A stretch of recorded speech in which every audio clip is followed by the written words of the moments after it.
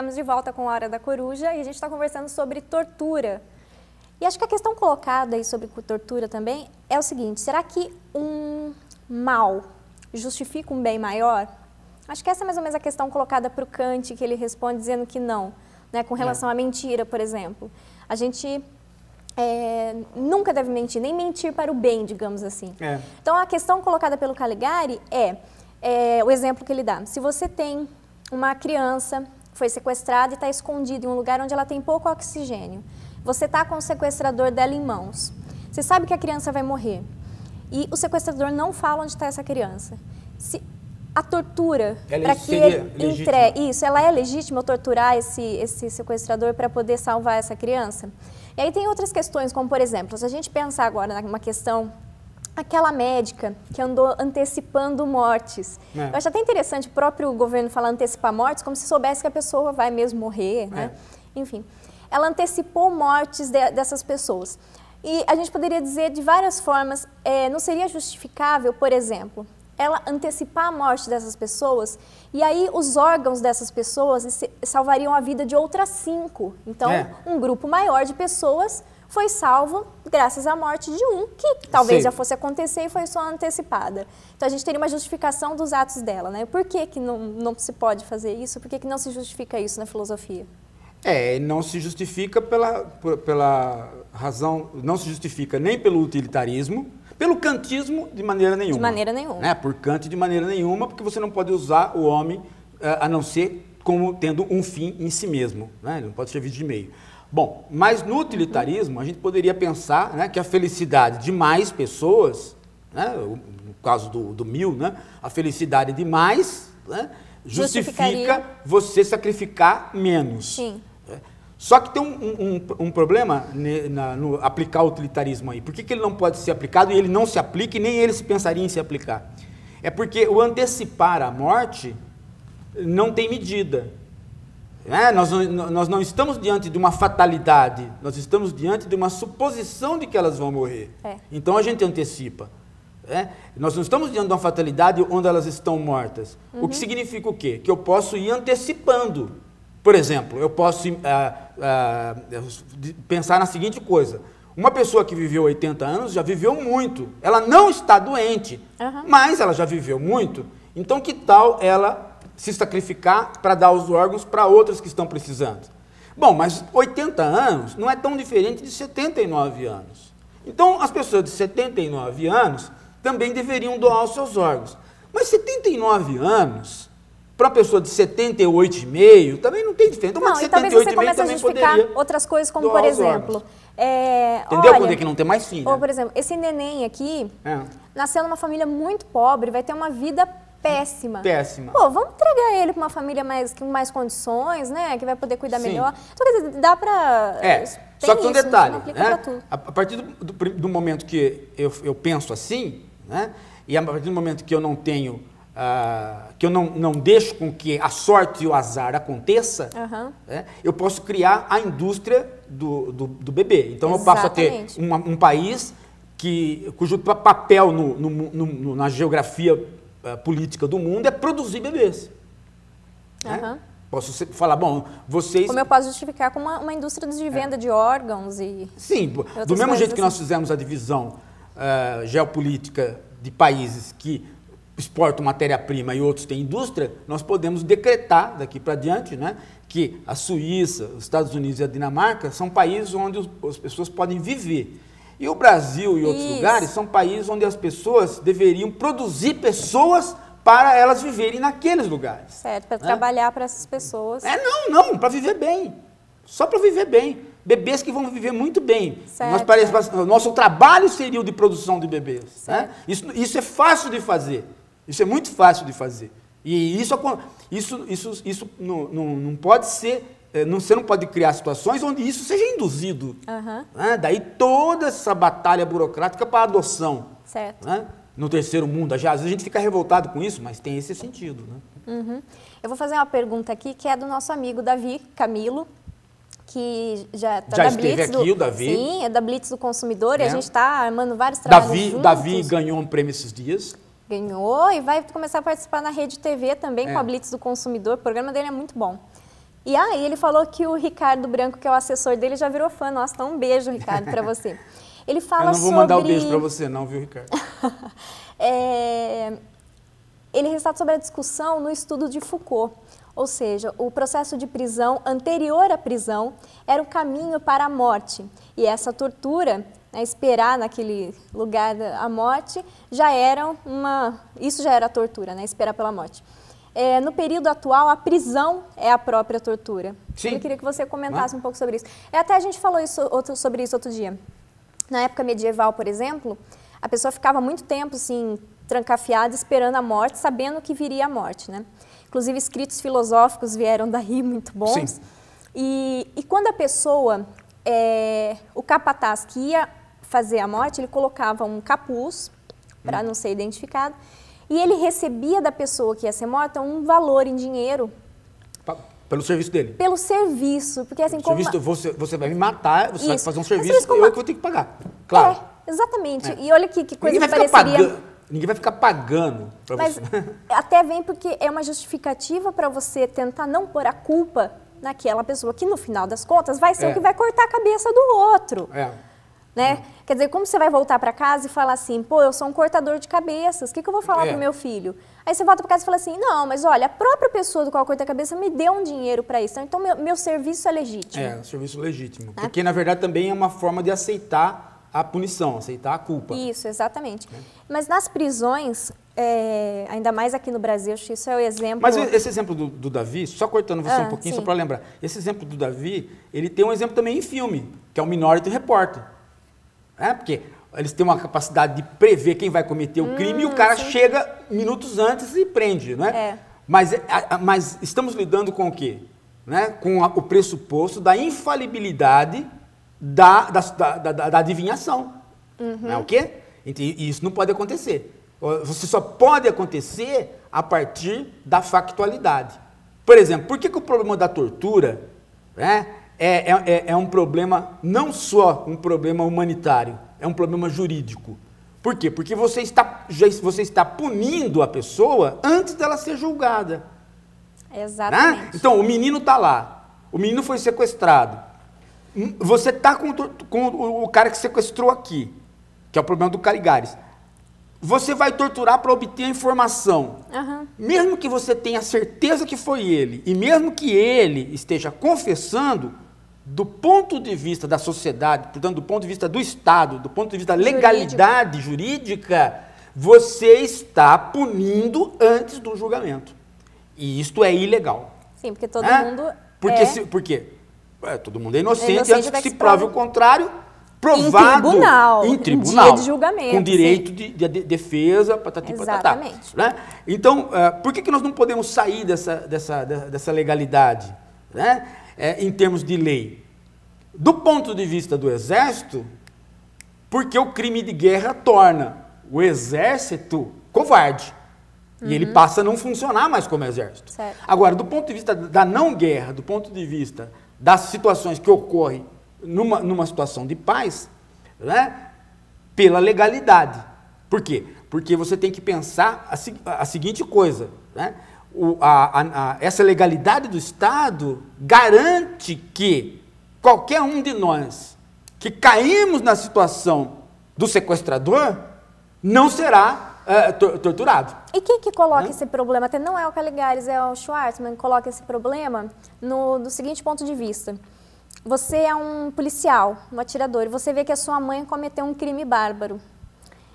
Ou então ela está para cometer um crime, ela está com uma criança ali para meter um tiro na cabeça de uma criança. Você é o policial que está com o revólver apontado para a cabeça da sua mãe. O que você faz?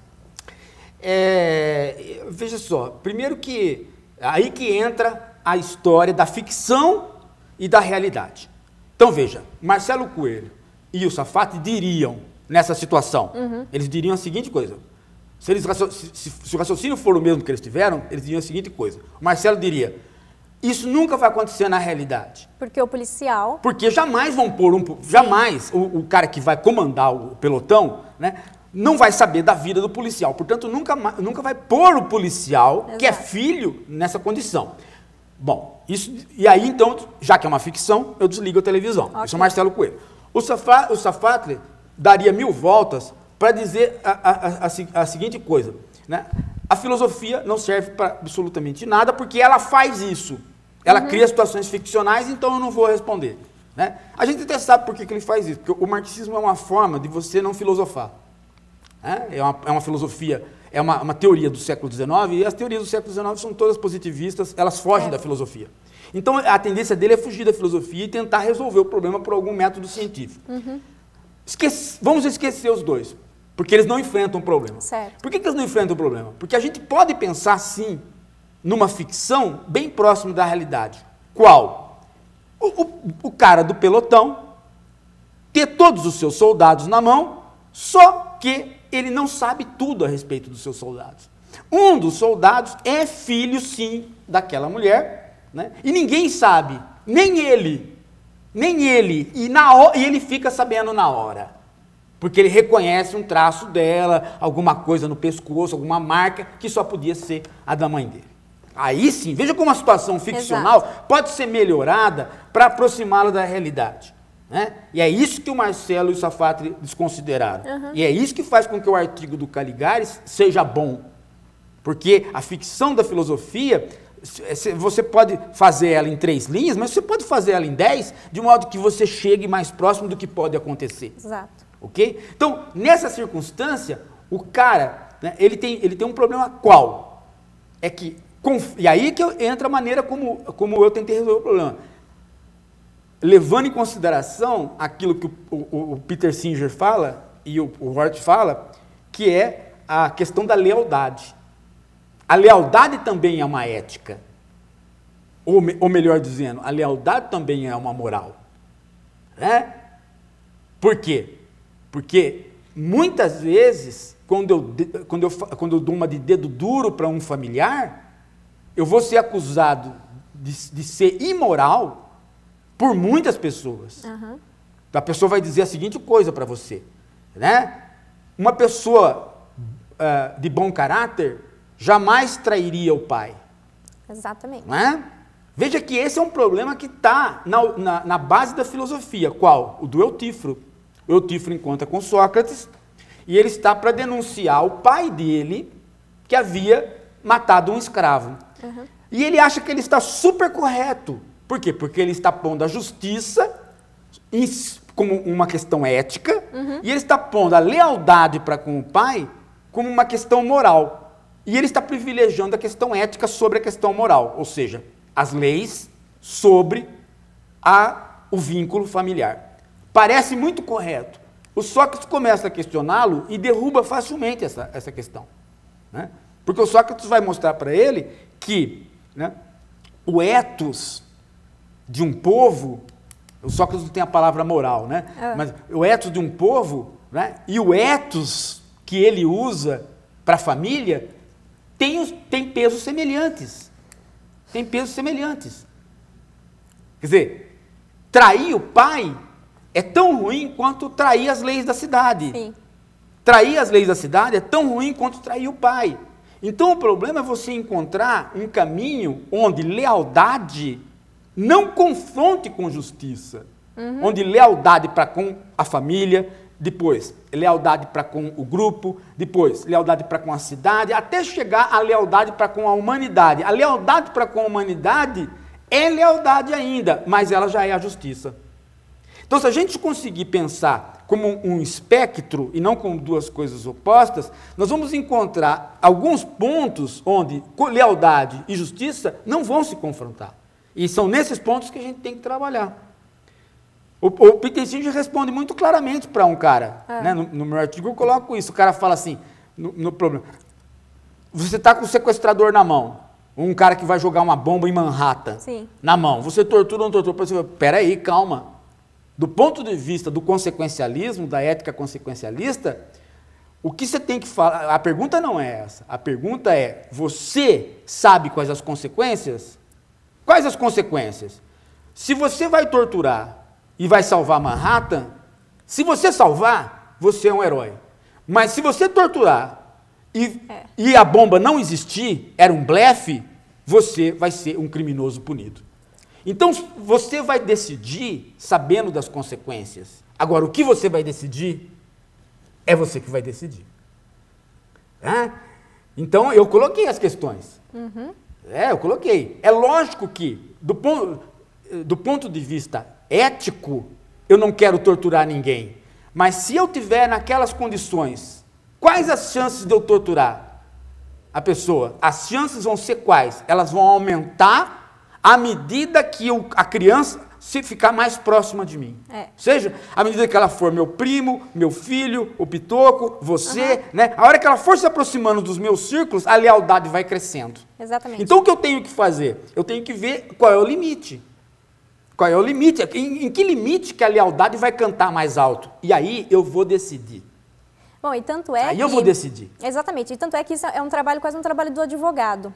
Quando ele vai defender uma pessoa acusada de um crime, o que o advogado tenta fazer é construir a vida dessa pessoa. Ele vai construir. De forma que ela fique próxima à sua vida, do seu filho, da sua mãe, e que você questione. Sim. Será que eu, no lugar dele, não teria cometido esse mesmo crime?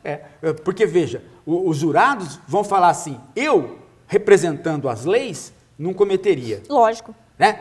Mas é por isso que o júri é popular também. Só que, o que o advogado vai falar? Você está representando as leis em todas as circunstâncias?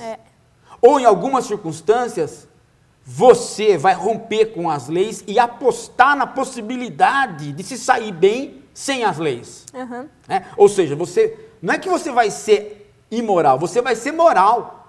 O que você não vai ser é ético. Exatamente. Você vai obedecer, né, ao seu mores, à sua prática de proteção aos seus familiares, mas não vai obedecer ao seu ethos. Quando a gente ouve algumas discussões, tem vários vídeos na internet sobre discussões dessa cena do filme e pessoas falando sobre tortura.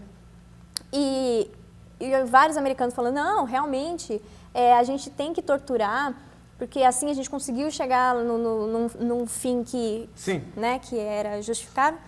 E uma das pessoas fala assim, vocês já tentaram pensar o que é o terrorista? Sem ser terrorista, enquanto pessoa, será que você tentou imaginar que não existia outra possibilidade de vida ou de ação para ele, senão aquela?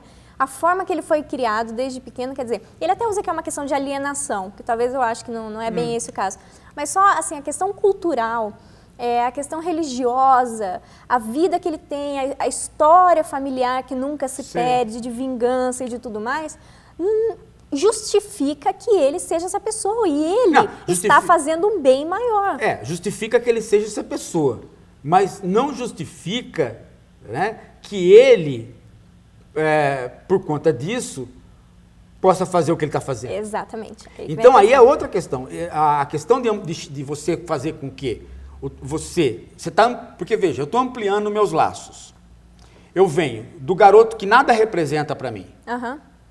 Então eu olho para ele e falo, quer saber de uma coisa? Eu não vou torturar esse cara aqui não, para salvar esse garoto, porque eu vou cometer um crime e salvar alguém que não é nada meu. Sim. Depois eu olho mais um pouco para ele e começo a ver nele o meu filho. Aí eu já começo a pensar diferente, eu começo a pensar a seguinte coisa, eu já pus ele dentro de um círculo de lealdade. Fala, pô, ele é um garoto, o outro é um bandido. Exato. Bom, esse é um caminho. O caminho inverso é você imaginar a seguinte coisa, aqui é um garoto, completamente inocente. Do outro lado de lá, tem um terrorista com o qual eu me identifico.